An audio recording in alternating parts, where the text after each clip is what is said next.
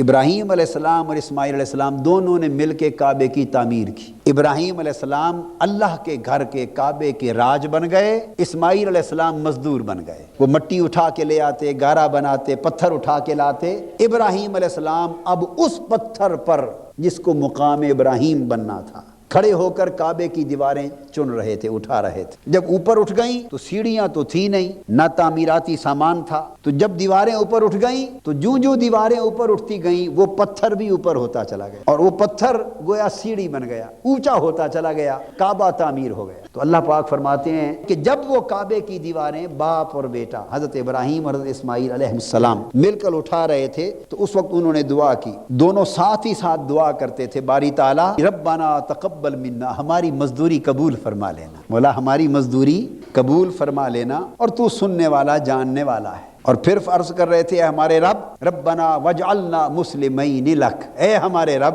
تو ہمیں ایسا بنا دینا، ایسا بنا دے کہ ہماری گردنیں ہر وقت تیرے حضور جھکی رہیں، اور باری تعالیٰ پھر جو ہماری اولاد پیدا کر، اس ہماری اولاد میں امت مسلمہ پیدا کرنا۔ ہماری بھی دعا کی، مولا یہ تیرا گھر بنایا ہے، مزدوری کی ہے، بیٹے کو چھوڑ گیا تھا یہاں بے آب ہو گیا ریگستان میں، تو نے حکم دیا بیٹے کی گردن پہ چھری چلا دے، میں نے چھری چلا دی تھی، تو نے حکم دیا نار نمرود آگ میں کود جا، میں کود گیا، میں نے انجام نہ دیکھا، تو نے حکم دیا بیٹے کو ذبح کر دے، میں نے انجام نہ دیکھا، میں نے ذبح کر ڈالا۔ یہ تو تیرے کرم تھے کہ تو نے آگ سے بھی بچا لیا، تو نے بیٹا بھی بچا لیا۔ پھر تو نے فرمایا زوجہ اور بیٹے کو بے آب ہو گیا ریگستان میں چھوڑ جا، یہاں ان کے بچنے زندہ رہنے کی بھی امید نہ تھی، مولا میں نے اس کی بھی تعمیل کر دی۔ اب تو نے فرمایا یہاں میرا گھر بنا دو، گھر بنا دیا، مولا عمر بھر تیری نوکری کرتا رہا ہوں، آج ایک ہی مزدوری مانگتا ہوں، ہائے ہائے، آج عمر بھر کی نوکری اور محنت کی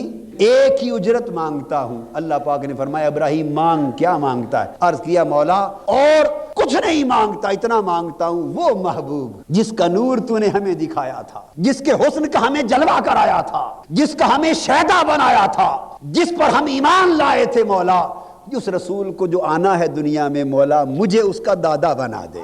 ہائے ہائے، وہ دعا کہاں مانگی کھڑے ہو کر؟ اس وقت کہاں کھڑے تھے؟ اذ یرفع ابراہیم القواعد، جب اس پتھر پر کھڑے کعبے کی دیواریں اٹھا رہے تھے۔ تو یہ دعا حضور علیہ السلام کی ولادت کی کہ میری نسل میں حضور کو بھیج دے، یہ دعا کس جگہ کھڑے ہو کے مانگی؟ اس پتھر پر جسے مقام ابراہیم کہا گیا۔ میرے ذہن میں ایک سوال آیا، اللہ نے اس کا جواب دل میں مرحمت فرما دیا، ہدایت دی۔ سوال یہ آیا کہ ابراہیم علیہ السلام نے کیا پوری زندگی اسی ایک ہی پتھر پہ قدم رکھے تھے؟ ہزارہ پتھروں پر قدم آئے مگر کسی اور پتھر پہ آپ کے قدموں کو محفوظ نہ رکھا گیا۔ آج 3000 برس بیت گئے، 3000 برس، اس پتھر پہ قدم محفوظ رکھ لیے، اس پتھر کو مقام ابراہیم بنا دیا، اس پتھر کو کعبے کے صحن میں گاڑ دیا، اس پتھر کو ہر طواف کے بعد جائے نماز بنا دیا، قبلہ گاہ بنا دیا۔ اس پتھر پر ابراہیم علیہ السلام کے قدم سجا دیے، محفوظ کر دیے۔ آخر اس پتھر کی حکمت کیا تھی؟ اس کی خاصیت کیا تھی؟ خاصیت سوائے اس کے اور کچھ نظر نہیں آتی کہ کئی پتھروں پر قدم لگے مگر یہ وہ پتھر تھا کہ جس پر کھڑے تھے تعمیر کعبہ کے دوران، اور اس پتھر پر کھڑے ہو کر رب سے مصطفیٰ مانگا تھا۔